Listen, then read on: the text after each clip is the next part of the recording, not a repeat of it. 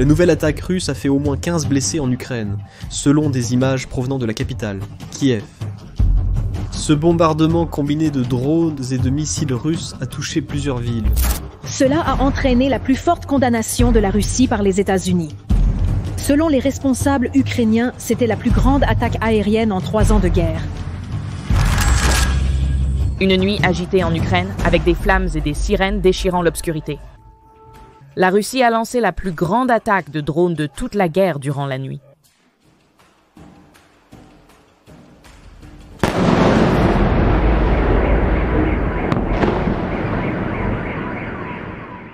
J'ai toujours eu une très bonne relation avec Vladimir Poutine, mais quelque chose lui est arrivé. Il est devenu complètement fou. Je ne suis pas content de ce que fait Poutine. Il tue beaucoup de gens et je ne sais pas ce qui est arrivé à Poutine. Je le connais depuis longtemps. Mais il envoie des roquettes sur des villes et tue des gens. Et je n'aime pas ça du tout. SS. Parole de Trump. Elles ont déclenché un changement militaire que l'Occident préparait en secret depuis des mois. Pour comprendre ce qui se passe vraiment, nous devons revenir quelques jours en arrière. Dimanche, le 25 mai, la Russie a lancé la plus grande vague d'attaques de drones depuis le début de l'invasion à grande échelle de l'Ukraine en 2022. En une seule nuit, 355 drones ont survolé le territoire ukrainien. La nuit précédente, il y avait eu 298 drones et 69 missiles.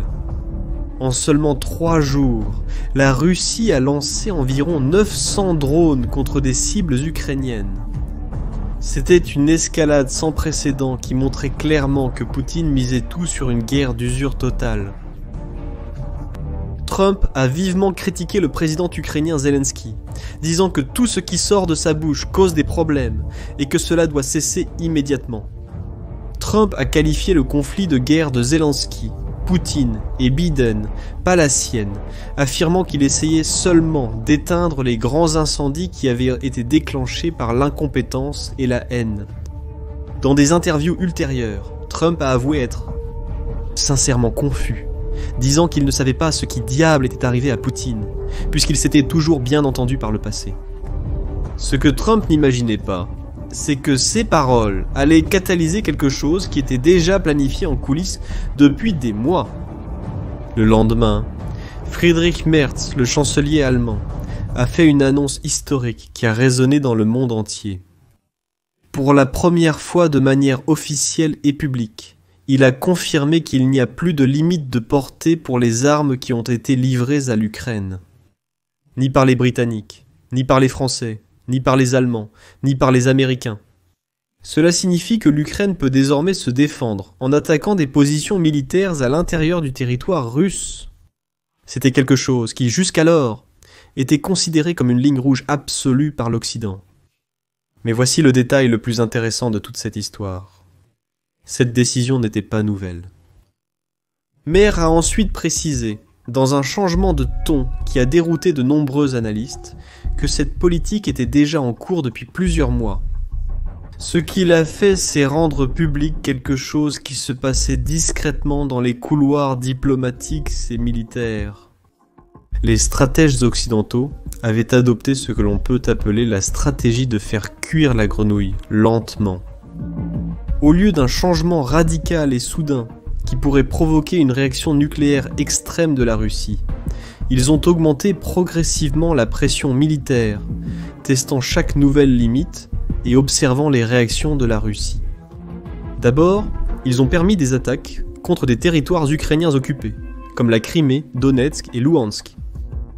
Ensuite, ils ont discrètement autorisé des attaques contre des sites militaires de l'autre côté de la frontière russe, dans des régions comme Belgorod et Koursk, mais toujours avec la justification de prévenir des offensives imminentes. Les États-Unis, de leur côté, ont franchi l'étape la plus audacieuse en novembre de l'année dernière. Ils ont autorisé l'Ukraine à utiliser des missiles attaques MS contre des cibles à l'intérieur de la Russie. Le Royaume-Uni a fait de même avec ses missiles Storm Shadow à peu près à la même époque. La France, fournisseur des missiles.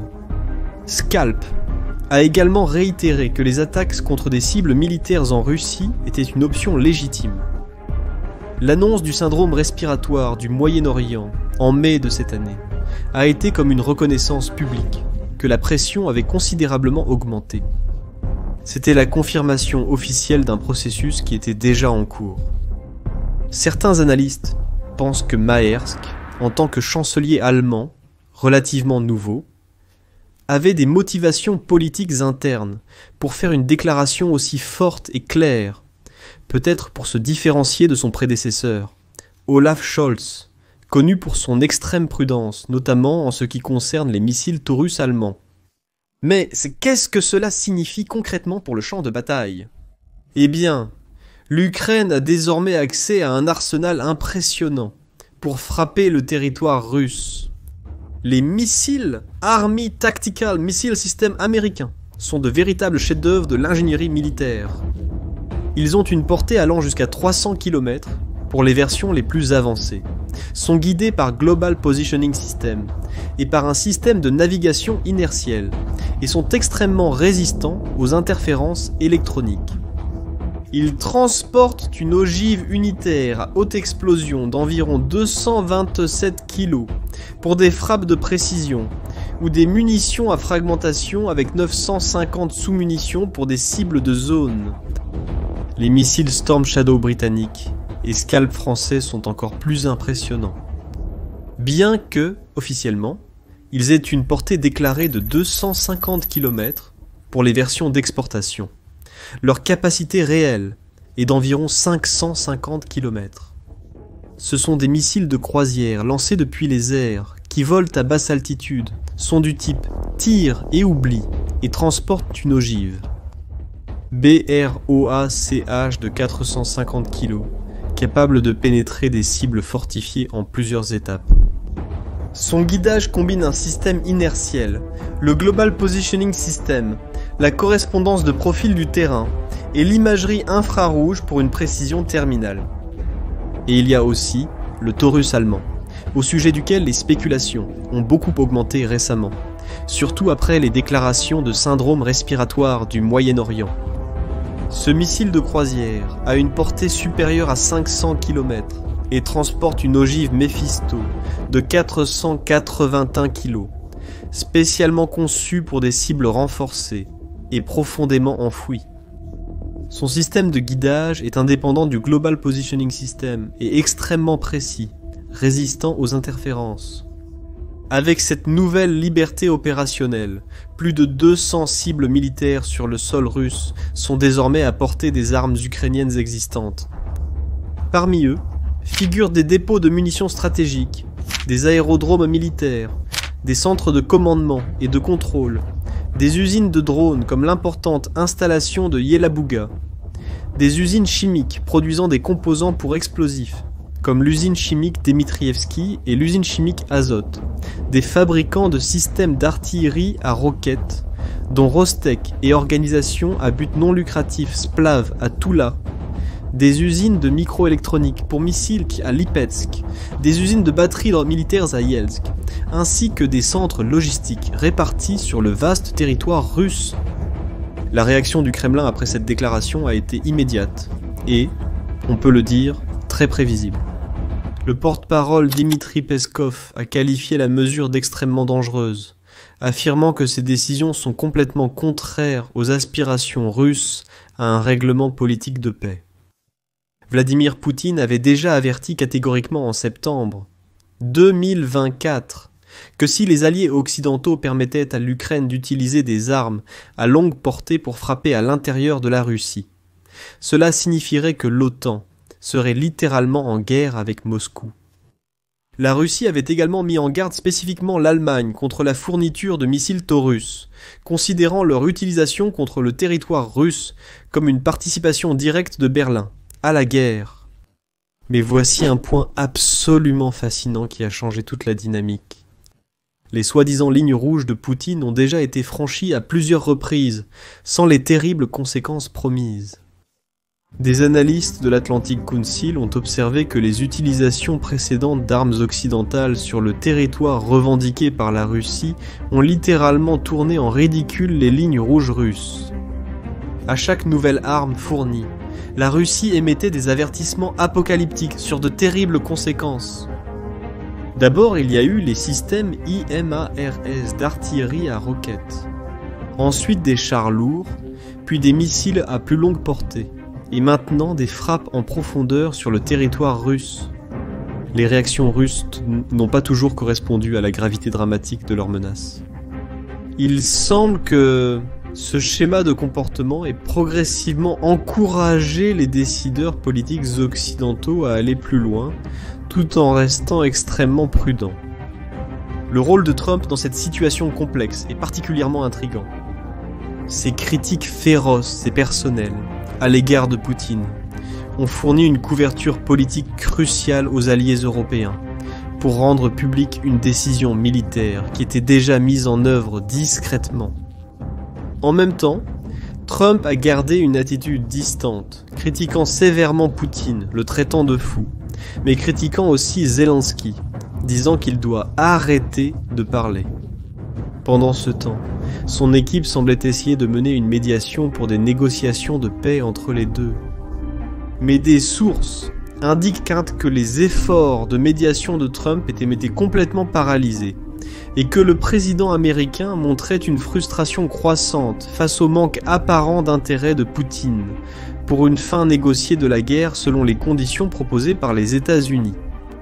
Trump a même mentionné qu'il envisageait des sanctions supplémentaires contre la Russie, un changement significatif compte tenu de sa position précédente. Ces incertitudes ont laissé de nombreux pays européens inquiets, notamment quant à l'engagement à long terme des États-Unis. Mais ils ont aussi profité de ce moment pour critiquer encore plus Poutine et faire des choses qu'ils voulaient déjà faire depuis des mois. Quand Trump a mal parlé de Poutine, ça a un peu chamboulé toute la situation politique. Alors, les pays alliés de l'Ukraine ont profité de ces paroles pour justifier leur décision qui, comme nous te l'avons montré plus tôt, allait déjà être prise même avant qu'ils ne disent quoi que ce soit. L'impact militaire réel de ce changement historique est encore soigneusement évalué par des spécialistes en stratégie militaire. Mais il est très probable que permettre des attaques systématiques et en profondeur à l'intérieur de la Russie affaiblira considérablement la capacité russe à soutenir son effort de guerre massif sur le long terme. Cela obligera la Russie à déplacer des soldats et des équipements importants pour protéger ses cibles. Elle devra disperser ses usines d'armement, qui sont aujourd'hui concentrées en quelques endroits, et protéger ses installations les plus importantes loin de la frontière avec l'Ukraine. Cela peut grandement perturber le lancement des bombes planantes qui causent tant de dégâts dans les villes ukrainiennes. La Russie devra également disperser ses postes de commandement militaire ainsi que ses dépôts d'armes et de munitions, rendant toutes ses opérations militaires beaucoup plus désorganisées et moins coordonnées. Des experts respectés du Chatham House estiment que ce changement va faire pencher les chances militaires en faveur de l'Ukraine et va exercer une véritable pression politique sur la Russie lors des futures négociations. Mais il y a un problème important. Pour que cela fonctionne vraiment, les pays occidentaux doivent continuer à fournir des missiles longue portée en grande quantité, pas seulement donner une autorisation sur le papier. Les stocks militaires européens sont assez limités. Cela a toujours été un problème qui préoccupe les stratèges. Quant à la Russie, elle possède un immense territoire continental, ce qui lui permet de disperser et de cacher ses actifs militaires les plus importants très loin de la frontière. L'Ukraine, de son côté, n'attend pas simplement de l'aide. Elle produit déjà ses propres drones longue portée pour attaquer des cibles russes, montrant qu'elle essaie de répondre à ses besoins, avec ses propres ressources. Ce qui impressionne le plus dans toute cette histoire, c'est de penser qu'il y a à peine 3 ans, cela semblait complètement impossible. Qui aurait pu imaginer qu'attaquer le territoire russe avec des armes fournies par l'Occident deviendrait quelque chose de complètement accepté dans cette guerre? Ce qui était auparavant considéré comme très dangereux et impossible à réaliser est maintenant devenu quelque chose de normal pour les Ukrainiens. Et cela s'est produit petit à petit, étape par étape, à mesure que la Russie lançait des attaques de plus en plus violentes. Cette décision historique de mai 2025 a complètement changé les règles du jeu. À partir de maintenant, tous les pays occidentaux vont réfléchir différemment au moment de décider quel type d'aide militaire ils peuvent apporter. Les risques ont changé pour toujours, et cela va influencer toutes les décisions futures dans cette guerre qui dure déjà depuis plus de 3 ans. Cette transformation est bien plus qu'un simple changement de stratégie militaire. C'est la reconnaissance que la guerre a évolué vers un nouveau niveau, où les anciennes restrictions et limites ont laissé place à une nouvelle réalité. Désormais, la défense ukrainienne inclut le droit de frapper depuis l'endroit d'où proviennent les attaques qu'elle subit chaque jour. La question n'est plus de savoir si cela changera fondamentalement le cours de la guerre, mais combien et à quelle vitesse cela aura un impact sur le champ de bataille et sur les futures négociations. Et vous, que pensez-vous qu'il va se passer maintenant ? Laissez votre avis dans les commentaires. Cette chaîne n'existe que grâce à nos soutiens. Si vous aimez notre contenu, devenez membre vous aussi. Vous aurez un accès anticipé à nos vidéos et vous pourrez tout regarder sans publicité. Et vous aurez notre gratitude, sincèrement. Pour participer, cliquez sur le bouton « Devenir membre » juste en dessous de la vidéo. Si vous avez aimé cette analyse, n'oubliez pas de vous abonner à la chaîne pour plus d'analyses sur ce conflit. À la prochaine!